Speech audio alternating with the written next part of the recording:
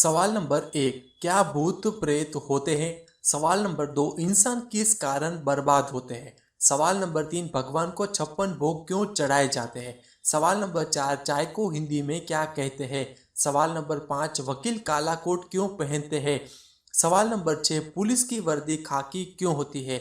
दोस्तों, इन सभी सवालों के जवाब जानने के लिए वीडियो को लास्ट तक देखते रहिए। दोस्तों, अगर आप ऐसे ही सवाल देखने में रुचि रखते हैं तो आप हमारे चैनल को सब्सक्राइब कर सकते हैं और बेल आइकन दबाना बिल्कुल ना भूलें। इससे हमारी हर वीडियो सबसे पहले आप तक पहुंच सके। तो फिर चलिए वीडियो को शुरू करते हैं सवाल नंबर 1 से। सवाल नंबर 1, क्या भूत प्रेत होते हैं? भूत प्रेत लोक कथा और संस्कृति में अलौकिक प्राणी होते हैं जो किसी मृतक की आत्मा से बनते हैं। ऐसा माना जाता है कि जिस किसी भी व्यक्ति से मृत्यु से पहले कोई इच्छा पूर्ण नहीं हो पाती और वो पुनर्जन्म के लिए स्वर्ग या नरक नहीं जा पाते, वो भूत बन जाते हैं। इसका कारण हिंसक मृत्यु हो सकती है या मृतक के जीवन में अनिश्चित मामले होते हैं। भूत प्रेत में विश्वास पीढ़ियों से भारत के लोगों के दिमाग में गहराई से जुड़ा हुआ है और यह तकनीक और वैज्ञानिक विकास के युगों में अब भी बना हुआ है। सवाल नंबर 2, इंसान किस कारण बर्बाद होते हैं? दोस्तों, इस जीवन में वही इंसान बर्बाद होगा जो ना तो समय की कद्र करेगा, ना ही वह व्यक्ति पूरी लगन निष्ठा से अपने काम को करेगा। हमारे समाज में ऐसे अनेकों उदाहरण मिल जाते हैं जहां पर अमुक व्यक्ति पैसा तो खूब कमा लेता है, शोहरत प्रसिद्धि भी उससे प्राप्त हो जाती है, मगर उसके पश्चात कुछ शोहरत और दौलत को उसे संभाला नहीं जाता है और कुछ ही दिनों के पश्चात वह गरीब और बर्बाद हो जाता है। आपको बता दें कि सभी मनुष्य में कुछ ऐसे मनुष्य भी उस व्यक्ति के मित्र बन जाते हैं जो कि गलत संगत में रहते हैं और अपना जीवन यूं ही बर्बाद करते रहते हैं। ऐसे मनुष्य उस धनवान व्यक्ति को भी अपनी बुरी आदतों में लगा देते हैं, जैसे कि पराय स्त्री के पास जाना, जुआ खेलना और भी कई ऐसी गलत आदत होती है जिनकी आदत बन जाने के पश्चात उस व्यक्ति का अधिकतर दंगल कार्यों में खर्च होता है और वह अपनी बर्बादी के रास्ते पर अपना पहला कदम रख देता है। और ऐसे कार्यों में रहने के पश्चात वह व्यक्ति अपने व्यापार या अपने धन संपदा को आगे बढ़ाने का सोच नहीं पाता है, बस उस अर्जित धन संपदा को ही खर्च करने में अपना पूरा समय व्यतीत कर देता है। इन कारणों की वजह से इंसान अपने जीवन में बर्बादी के पथ पर अग्रसर हो जाता है। सवाल नंबर 3, भगवान को 56 भोग क्यों चढ़ाए जाते हैं? दोस्तों, ऐसा माना जाता है कि भगवान को लगाने वाले ये 56 भोग बहुत ही खास होते हैं। इसमें दूध, दही, घी, मिठाई और फल आदि सम्मिलित होते हैं। तो आइए इस सवाल के जवाब में जानते हैं, आखिर भगवान को 56 भोग ही क्यों लगाए जाते हैं।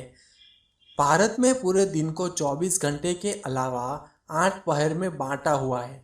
एक पहर 3 घंटे का होता है जो समय की एक इकाई है। ये आप सभी जानते हैं कि सप्ताह में 7 दिन होते हैं। एक बार गोकुल में 7 दिन तक घनघोर वर्षा हुई और इस वर्षा से गोकुल वासियों को बचाने के लिए श्री कृष्ण ने 7 दिन तक गोकुल में गोवर्धन पर्वत को अपनी उंगली पर उठाए रखा। इन 7 दिनों में श्री कृष्ण ने कुछ भी नहीं खाया था। 7 दिन बाद जब बरसात रुकी तो सभी गोकुल वासियों ने सोचा, हर पहर में खाना खाने वाले श्री कृष्ण ने इन 7 दिन में कुछ भी नहीं खाया।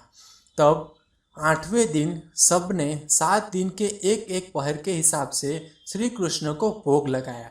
अब आप गोकुल वासियों के भोग की गणना करोगे तो आपको जो मिलेगा वो होगा 56 भोग, यानी 8 पहर इंटू 7 दिन यानी कि 56 भोग।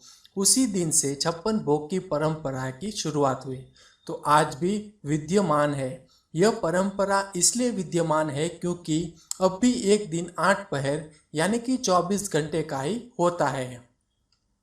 सवाल नंबर 4, चाय को हिंदी में क्या कहते हैं? दोस्तों, आपको बता दें कि अक्सर IAS में इंटरव्यू में ऐसे सवालों के जवाब पूछे जाते हैं जो सुनने में बहुत आसान लगते हैं लेकिन उनके जवाब देना मुश्किल होता है। इसके लिए आपको अपना दिमाग इस्तेमाल करना होगा। तो आइए इस सवाल के जवाब में जानते हैं चाय को हिंदी में क्या कहते हैं। दोस्तों, चाय को हिंदी में दुग्ध जल मिश्रित शर्करा युक्त पर्वतीय बूटी कहते हैं। सवाल नंबर 5, वकील काला कोट क्यों पहनते हैं? दोस्तों, बहुत से ऐसे लोग हैं जिनको इस विषय के बारे में नहीं पता होता है कि वकील काला कोटी क्यों पहनते हैं। तो चलिए इस सवाल के जवाब में जानते हैं वकील काला कोट क्यों पहनते हैं। दोस्तों, काला रंग दृष्टिहीनता का प्रतीक होता है और कहा जाता है कानून अंधा होता है और दृष्टिहीन लोग किसी के प्रति पक्षपात नहीं करते हैं और इसी विश्वास के साथ वकीलों के कोट का रंग काला रखा गया है ताकि वह बिना कोई पक्षपात किए अपने केस ईमानदारी से करे। 1961 के अधिनियम के तहत वकीलों के लिए सफ़ेद बन टाई के साथ यह अनिवार्य कर दिया गया। ऐसा माना जाता है इस विस्फोट से वकीलों में न्याय और सम्मान जगता है और अक्सर हमने देखा भी है वकील काले कोट के साथ सफ़ेद शर्ट भी पहनते हैं और सफ़ेद रंग विश्वास और सच्चाई का प्रतीक होता है और काला रंग बिना पक्षपात किए विश्वास का प्रतीक होता है। और इस अधिनियम के साथ वकीलों के कोट और सफ़ेद ड्रेस और काला कोट तय किया गया है कि वह न्याय में विश्वास रखे और अपना केस लड़ते वक्त कोई पक्षपात न करे। इसीलिए काला कोट उनको एहसास दिलाता है। सवाल नंबर 6, पुलिस की वर्दी खाकी क्यों होती है? दोस्तों, आपको बता दें कि जब भारत में ब्रिटिश शासन था तब पुलिस की वर्दी खाकी रंग की नहीं होती थी।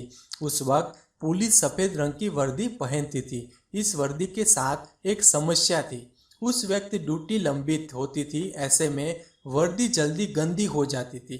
इससे पुलिस वालों को काफ़ी दिक्कत होती थी। इसके बाद पुलिस वालों ने बदलाव की बात सोची। बताया जाता है कि पुलिस वालों ने धीरे धीरे अपनी वर्दी का रंग सफ़ेद से अलग कर लिया। इसके बाद पुलिस अफसरों ने एक डाई बनवाई जिसका रंग खाकी था।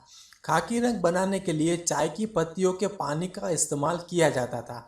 हालांकि अब ऐसा नहीं है, अब सिंथेटिक रंग का इस्तेमाल किया जाता है। पुलिस वालों के इस रंग को देखकर सर हेनरी लॉरेंस ने साल 1847 में खाकी रंग को आखिरकार आधिकारिक तौर पर अपना लिया। मिट्टी के रंग वाली ये वर्दी जल्दी गंदी नहीं होती थी। इसी वजह से पुलिस वाले अब भी खाकी रंग की वर्दी का इस्तेमाल करते हैं।